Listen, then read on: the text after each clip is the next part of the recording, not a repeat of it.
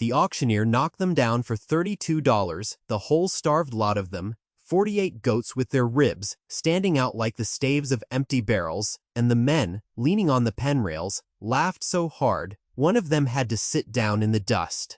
A young woman had raised her hand for animals. Nobody else would feed on land, nobody else would plow. In the worst summer the county had seen in 40 years. She did not laugh with them, she counted.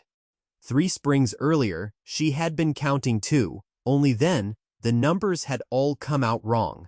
Her name was Della Marsh, and she was 24 years old. The spring her uncle died and left her the West Quarter, which the family had always called the worst 160 acres in the whole valley. It was high ground, thin ground, all pale caliche clay and shelves of limestone that turned a plow blade like an insult. Her uncle Amos had grazed it lean for 30 years and buried 2 wives on it, and when the fever took him, the lawyers found no other kin who would sign for the debt that came with the deed. There was a mortgage on it of $410 held by the bank in Cottonwood, and taxes owed of $19, and a note at the mercantile of $31 for a wagon axle and a winter's flour. Della signed for all of it because she had nowhere else to be, and because a person alone learns quickly that a roof, even a bad roof, is a thing worth keeping. The county agreed among themselves, over their coffee and their fences, that a young woman alone could not hold that quarter through one hard year, let alone the run of hard years. Everyone could feel coming in the color of the sky. She moved into the low sodden timber house in April with a trunk of clothes, her mother's Bible, $11, and a milk cow named Prue, who was old enough to have opinions. The first thing she did was walk the whole 160 acres, slow, with a stick, the way her uncle used to. She was looking for what he had seen in it, because a man does not stay 30 years on ground he despises, without some private reason. She found the reason on the 4th day, though she did not know yet that it was a reason. On the north edge, where the land pitched down toward a dry draw, there was a shelf of gray limestone, the size of a barn floor, and along its lower lip, the grass grew a shade greener than anywhere else, and a single wild plum tree had rooted in a crack and lived. She stood there a long while, with the wind pushing at her skirt. Green grass in a dry country is a sentence in a language if you can read it. She could not read it yet, but she marked the place in her mind and walked on. The town of Cottonwood sat 9 miles east, a single street of false-fronted stores, and a bank with a stone step worn hollow. Della went in that first month to make herself known, because a person alone cannot afford to be a stranger, and strangers are what get cheated. She met the banker, a soft, heavy man named Hollis Cruz, who wore a watch chain across a belly that had never missed a meal, and he took her small, dry hand in his 2 large, moist ones and told her, with all the warmth of a man laying out a trap, that she must not hesitate to come to him, that a girl in her situation needed a friend who understood business, and that when the burden grew too great, as burdens did, he would see her right. He said it kindly. Kindness, Della was learning, is sometimes only greed that has combed its hair. She met better people too. There was an old man named Otto Reinhold who farmed the quarter east of hers, a German who had come over as a boy 40 years before and still shaped his English like clay that would not quite hold the mark. He came the second week with a loaf his wife had baked and a wedge of hard cheese, and he stood in her doorway and looked past her at the bare front room and said, "Only the land. It does not care who is standing on it. It cares only who is paying attention." Then he tipped his hat and went home. Della thought about that sentence for a long time, the way you keep turning a stone in your pocket. The land does not care who is standing on it. It cares only who is paying attention. She did not know it then, but the old man had handed her the whole of it, the key to everything that was coming, wrapped in 11 plain words. That first year taught her the arithmetic of hunger. She had $11 and a cow.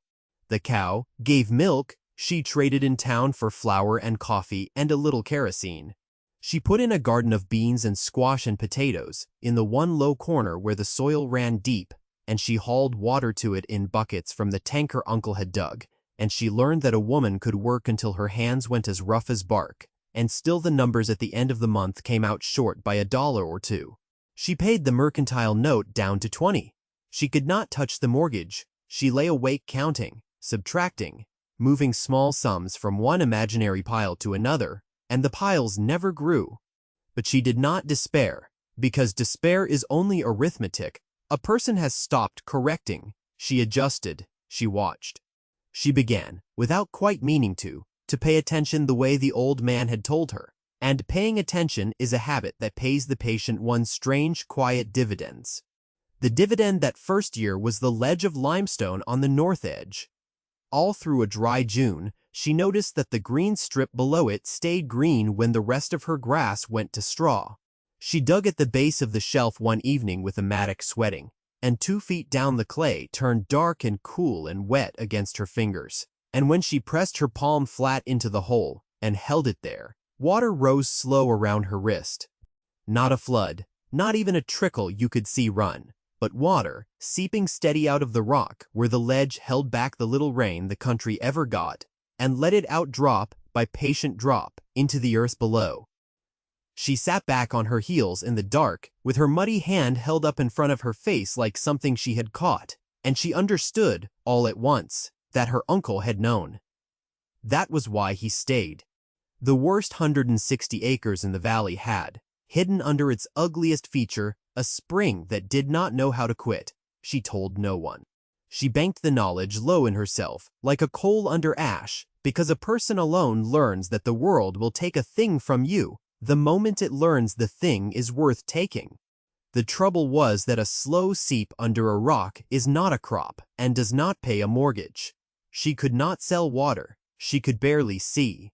She spent the winter thinking on it, and the answer, when it came, arrived on the wind one raw February afternoon in the form of a smell and a sound. She could not place. A high complaining bleat carried 9 miles from the cottonwood stockyards. There was to be a distress sale in April, old Reinhold told her, tapping his pipe. A rancher named Puckett, to the south, had overstocked Boer goats on burnt-out range bedding. The rains would come, and the rains had not come. And now the man was ruined, and the whole herd of them was to be sold off starving, because it was cheaper to sell them near dead than to keep feeding them toward the grave. Nobody wanted them. Goats, the valley men agreed, were a nuisance. A poor man's animal, a thing that ate a fence and gave nothing back but trouble. But Della had been paying attention. She knew 3 things. The laughing men did not trouble to know. She knew a goat could live on brush and thorn and weeds that would starve a cow. She knew a goat came into milk fast and bred twice a year and threw twins. And she knew that on her worst 160 acres there was 1 green strip of grass and 1 rock that leaked water without cease. Brush she had in plenty. Water she had in secret. What she did not have was stock cheap enough to buy, and here was a whole herd about to be given away for the price of the hauling. So on the 2nd Saturday of April, she rode Prue, bareback, the 9 miles into Cottonwood, with every dollar she owned, knotted in a handkerchief, which was $38 saved across a year of doing without, and she stood at the back of the crowd at the stockyard pen and looked at the animals. They were a sorry sight, God's truth. 48 Boer goats, the big white-bodied red-headed kind, gaunt to the bone, their coats staring and dull. 3 or 4 too weak to stand. The auctioneer could hardly work up a bid. A cattleman offered $1 for the lot, meaning to boil them for tallow and dog meat, and the crowd laughed. Della lifted her hand and said, $32, clear, and the whole pen fell quiet, and then broke into that big cruel valley, laughter and Hollis Cruz. The banker, who had come to watch the ruin of Puckett, the way such men enjoy a hanging, turned and saw her, and smiled with all his teeth. "You'd have done better, girl," he called out, "to throw your money in the creek. At least the creek's honest." She did not answer him. Being right, she was learning, is its own kind of reply, and it does not need to be spoken until the world is ready to hear it. She paid her $32, and she had 6 left, and she drove her 48 walking skeletons, the 9 long miles home, through the dark, losing not one, because she stopped every mile to let the weak ones rest, and carried 2 kids across her own shoulders like sacks of meal. That first summer with the goats was the hardest labor of her life and the beginning of her deliverance, both at once, and the two things were not separate. She rose before light every day, and she did not stop until the stars came out. She penned them at night against the coyotes in a brush corral she built with her own hands, hauling deadfall and thorn until her forearms were a map of scratches. She grazed them by day out along the draws and the rocky slopes where the mean, tough brush grew. The shinnery and the sumac and the bitter weeds the county had cursed for a generation, and the goats, who did not know they were supposed to be dying, ate it all with a will and began, slowly, to fill out. And every evening, she drove them up to the north ledge and let them drink at the little pool she had dug and cribbed with flat stones at the foot of the seep, and the water rose to meet them, just as fast as they could take it down, all summer. While 9 miles east, the town creek shrank to a string of stinking puddles, and the ranchers began to sell off cattle they could no longer water. By the end of that first summer, the change in the herd was a thing that could not be hidden, and Della learned that success kept secret is only a heavier kind of loneliness. The does came into milk. She had more milk than Prue had ever dreamed of giving, rich goat's milk, and she made cheese of it, pressing it in a wooden mold Reinhold carved for her, aging it on a board in the coolest corner of the sod house. She sold the first cheeses in town, and the storekeeper's wife pronounced them French, which, in Cottonwood, was the highest praise a food could get, and bought all Della would bring. The does bred in the fall and in the cold end of winter. They threw kids, most of them twins. 31 new goats born onto a place the whole valley had written off, and Della sat up through the freezing nights of kidding season with a lantern, pulling breech births with her thin, strong hands, warming near-dead newborns against her own body inside her coat, venting, always counting. And for the first time in her life, the numbers at the end were larger than the numbers at the start. She paid the mercantile note off in full that second spring, and watched the storekeeper's face when she laid the coins down. She paid the taxes. She rode to the bank in Cottonwood and paid Hollis Cruz $60 against the mortgage, and he took the money with a smile that had gone a little thin at the corners, and he asked her, too casually, how a girl was watering that many head with the whole country burning up around her. She told him she managed. He said he had heard she managed very well, and there was something in the way he said it, a soft menace under the fat kindness, that made her ride home the long way and check twice that her corral gate was tied. The land does not care who is standing on it, old Reinhold had said, but men, Della was learning, care a great deal, and the thing they care about most is a thing that works when their own things have failed. Hollis Cruz had begun to wonder about her water, and a banker who wonders about your water is a coyote wondering about your gate. The third summer was the one the old-timers would tell about for the rest of their lives. The summer the drought came down, like the flat of God's hand, and did not lift for 140 days. It did not rain in April, and it did not rain in May, and, by the 1st of June, the whole valley knew this was not a dry spell, but a judgment. The Cottonwood Creek quit entirely, and the tanks cracked into plates of curled clay, and the range went the color of old bone. The cattlemen who had laughed at Della sold their herds for pennies to buyers who came out from the railhead like vultures, and those who could not sell in time watched their cattle die, standing up, bawling for water, along fences that led nowhere. Reinhold's well sank so low he was hauling water for his family by the barrel. Puckett, the man whose ruin had started it all, hanged himself in his empty barn, and the valley went quiet in a way that had nothing to do with peace.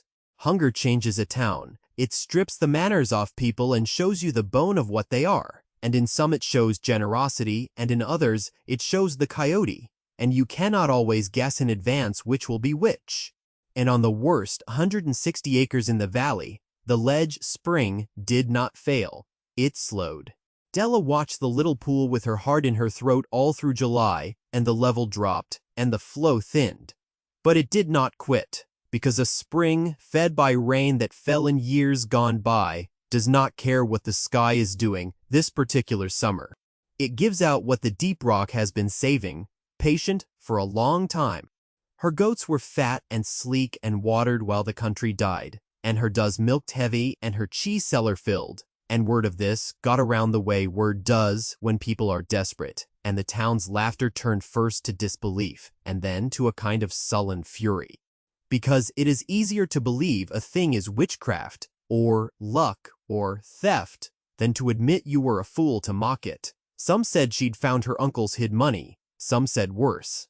And Hollis Cruz stopped wondering about her water and began, quietly, in the back room of his bank, to make a plan to own it. He came out to see her in the last week of July in a buggy, sweating through his good coat, and he sat with her on the shady side of the sod house and drank a dipper of her cool spring water like a starving man, and could not keep the greed from his face while he drank it. Then he told her in his softest voice that he had bad news. He said that in reviewing the old accounts, her late uncle's accounts, he had discovered a lien, an unrecorded second note of $200 that Amos had signed years back, and that with the interest it now came to $280, and that it was due, sadly, in 30 days. And that, of course, a girl alone in times like these could never raise such a sum, and that rather than see her turned out in the road, he would, as her friend, be willing to take the west quarter off her hands entire, forgive the whole debt, and pay her $50 besides, which was more, he said, than the place was worth to any sane man. He had the paper right there. He unfolded it on his fat knee. Della took the paper and read it slowly, because a person alone learns to read every word twice, and she saw that it was a forgery, and not even a clever one, for the signature on it was spelled Amos, with 2 M's, and her uncle, who had little schooling, had nonetheless spelled his own name right on every true document she owned. But she did not say so. She folded the paper back along its creases and handed it to him, and said only that she would need to think, and that she would come to town before the 30 days were out. Cruz smiled and heaved himself into his buggy, well pleased, believing he had frightened her, believing, as such men always do, that a person alone is a person weak. And Della stood in her doorway and watched his dust go, and inside her the coal she had banked so long began at last to glow. She did not think first of the courts, because the courts were 40 miles away, and slow and cost money she did not have, and were, more often than not in that country, the plaything of the very men who had money. She thought instead of what she had that Cruz did not understand, which was not the water only, but what the water had made her. She had spent 3 years watching the quiet economy, the valley ignored, and now she saw the whole shape of it laid out plain. The town was dying of thirst, their creek was gone, their wells were sand, their cattle were dead or sold. Their children were sickening on bad brown water hauled from the last foul holes. And she, the girl they had laughed at, sat on a rock that gave clean, cool water without cease, more than her goats could drink, running to waste down the draw every single day. She had been so schooled by loneliness to keep her coal banked under ash that it took old Reinhold to say the thing out loud. He came on his weary mule to warn her that Cruz was telling it all over town, that she was hoarding water while good families suffered, poisoning the valley against her, before he took her land, and Reinhold said, wiping his face, "One person alone cannot fight a whole town, Della." And Della looked at him a long moment and said, "Then I will not be one person alone. I will give them the one thing he is trying to make them hate me for." What she did next, the valley never forgot. She did not hide her spring, and she did not sell it dear, though she could have named any price and the desperate would have paid it, and by the arithmetic of pure greed, she could have grown rich off her neighbor's thirst in a single month. She did the opposite. She sent word by Reinhold's, and by the storekeeper's wife, and by every mouth she could reach, that the ledge spring on the marsh quarter was open to any family in the valley that needed water. Free, as much as they could haul, so long as they came peaceable and took only what they needed, and let the stock drink first. And they came. They came in wagons and on foot with every barrel and jug and kettle they owned. Whole families, the same men who had laughed at the stockyard, now standing hat in hand at her gate, and she showed them the pool and the cribbing, and let them fill their vessels, and she asked nothing. And she watched their faces change from shame to wonder to something that in a hard country passes for love. a woman whose baby had been sick on bad water, wept into Della's shoulder. The cattleman, who had bid $1 for the whole herd, stood at the spring and could not meet her eye, and finally said, "Lo, I was wrong about you." And Della said, "No, you were wrong about the goats, and let it go at that, because generosity that has to be paid for in another man's humbling is not generosity, but a second kind of greed." And that was how it stood, the whole town owing its very water to the girl they had scorned. When Hollis Cruz rode out on the last day of the 30 to take her land, and found 40 wagons in her yard, and half the valley drinking at her spring, he climbed down red-faced and flustered, and blustered out that this was all very fine, but the debt was the debt, and the paper was the paper, and the law was the law, and he waved his forged note over his head, where everybody could see it. Della stepped up onto the flat stone at the head of the spring, where they could all hear her, and she did not raise her voice, because a person who has waited 3 years to speak has no need to shout. She said, "Mr. Cruz claims my uncle owed him $200 on a note." She said, "My uncle's name was Amos Marsh, spelled with 1 M, as it is on his deed and his Bible and his grave marker, which some of you dug." She said, "Hold up your paper, Mr. Cruz, and show these good people how my uncle spelled his own name, says." And she said, "And while you're about it, tell them how you knew, back in July, before you'd ever seen my books, that the debt with interest came to exactly $280, unless you were the one who wrote the number." Cruz stood there in the hot sun, with the paper shaking in his fat hand, and the whole valley looking at him, the whole valley that owed its life that summer to the very water he had come to steal. And he had no answer, because there is no answer a man can give to a truth that everybody in earshot has already known in their bones about him. Somebody laughed, and it was not the cruel valley laughter of 3 springs before. It was worse for him than that. It was the laughter of people who have just watched a big man make himself small. The cattleman took the forged note gently out of Cruz's fingers and read the misspelled name aloud, slow, so all could hear. And then he tore it in 4 pieces and let them fall, and the paper scattered across the grass like startled birds. Hollis Cruz got back in his buggy without a word and drove off east toward town. And within the year, the news came round that the bank examiners had found other papers of his that did not spell right, other little liens on other lonely people, and that he was gone from the county for good, and no one grieved. The rains came back the next spring, as rains do, and the creek ran again, and the tanks filled, and the grass came green over the whole valley, and the memory of that killing summer settled into the ground like the water itself. But some things had changed for good, and did not change back. Della Marsh paid off the true mortgage on the West Quarter, in full that autumn, $410, mostly in goats and cheese, and the money the railhead buyers now paid gladly for Boer stock, that everyone in 3 counties had heard could thrive on rock and thorn.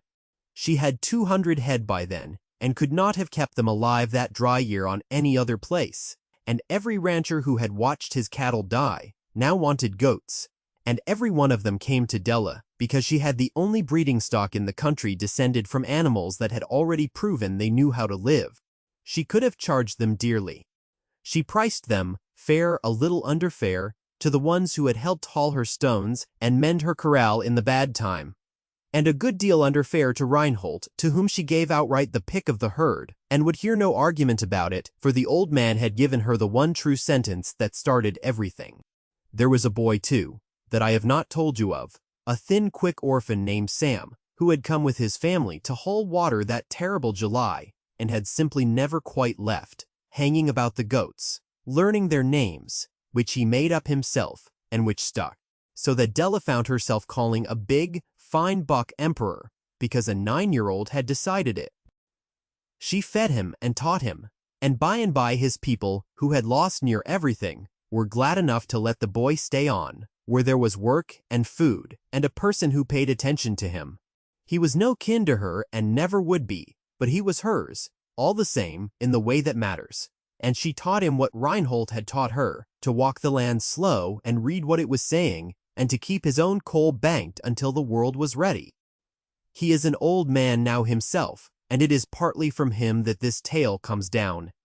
Della Marsh lived out her life on the worst 160 acres in the valley, which had somehow become the best, and she never married and never seemed to want to. And if the town thought that strange, it had long since given up thinking her wrong about anything. She built a good stone house at last, with the spring piped right into the kitchen, the first running water in that end of the county, and she planted an orchard below the ledge, where the wild plum had shown her the way, and in dry years and wet the little pool at the foot of the gray rock never once failed her, because she had understood, before anyone else, what her uncle understood, and what the laughing men could not. A thing is not worthless because it is scorned. It is only waiting on someone patient enough to see what it can do. The land does not care who is standing on it. It cares only who is paying attention. She had paid $32 for 48 starving goats, and everyone had laughed, and the goats had led her to the water, and the water had carried a whole valley through the killing time. And in the end, the girl alone had not stood alone at all, because the one who gives freely in the drought is never, ever thirsty for friends. And that, said the old man who told it to me, is the only arithmetic that ever came out right the first time.